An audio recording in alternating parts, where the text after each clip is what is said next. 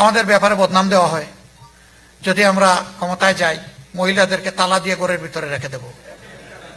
অত তালা কেনার পয়সা কোথায় আমাদের? আমাদের মা বোন নেই? আমাদের সবার মা বোন আছে। তারা কি শিক্ষা দীক্ষা নেয় নাই? তারা কি সমাজে গুরুত্বপূর্ণ অবদান রাখছে না? আলহামদুলিল্লাহ সবাই রাখছে। আমরা মা বোনদের ক্ষেত্রে কি করব? আমাদের দেশে 50 লক্ষ বলা হয়, আমি জানি এর চেয়ে বেশি, 70 লক্ষ গার্মেন্টস কর্মী আছে। আপনি যদি ঢাকার ইন্ডাস্ট্রিয়াল এরিয়ায় যান, গার্মেন্ট এরিয়ায় যান, সকালবেলা এবং শিফট চেঞ্জের সময় আপনি দেখে অবাক হয়ে যাবেন। 90% মেয়ে অত্যন্ত আদবের সাথে শালীন পোশাক পরে যাচ্ছে এবং বের হচ্ছে। এটাই বাংলাদেশ। আমরা কি তাদেরকে বলেছি গিয়ে যে তোমরা বুরকা পরো, হেজাব পরো, নেকাব দেও? কাউকে বলি নাই তো। সে তার ইজ্জতের প্রোটেকশনের জন্য এটা নিয়েছে। এখনকার সমাজে আমাদের মা বোনরা নিগ্রহের শিকার হন, বঞ্চনার শিকার হন। তারা কর্মস্থলে গিয়ে তাদের ইজ্জত, তাদের জীবন অনেক ক্ষেত্রেই বিপন্ন হয়। আমরা কথা দিচ্ছি, রাসূল মাকবুল সাল্লাল্লাহু আলাইহি সাল্লাম মহিলাদেরকে যুদ্ধের ময়দানে যুদ্ধ করার জন্য নিয়ে গেছেন।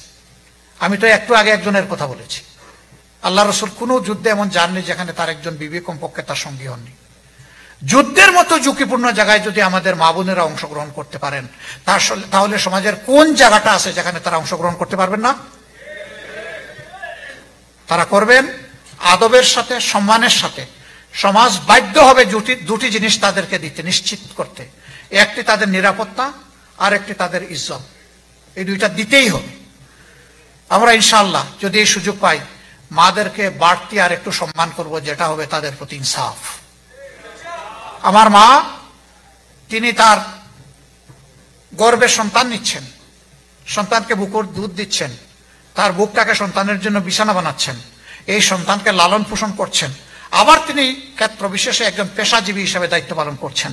আমারও 8 ঘন্টা, তারও 8 ঘন্টা। এটা কি তার উপর অবিচার নয়? আমরা গেলে ইনশাল্লাহ তাদের কর্মঘণ্টা কমিয়ে দেব,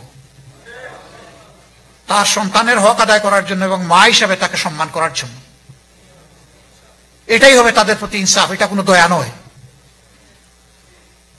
ইনশাল্লাহ আমরা যদি 8 ঘন্টার জায়গায় তাদের জন্য 5 ঘন্টা করি, তাহলে মারা এতই সিনসিয়ার, এতই কমিটেড, তারা চিন্তা করবে যে সরকার যে দেশ আমাদেরকে এই সম্মান দিয়েছে, আমাদের উচিত 8 ঘন্টার কাজ 5 ঘন্টায় সেরে দেওয়া। মানুষকে যখন সম্মান দেওয়া হয়, তখন সেই মানুষটা পুরুষ হোক মহিলা হোক, তার সমস্ত যোগ্যতা উজাড় করে এই সম্মানের প্রতিদান দেওয়ার চেষ্টা করে।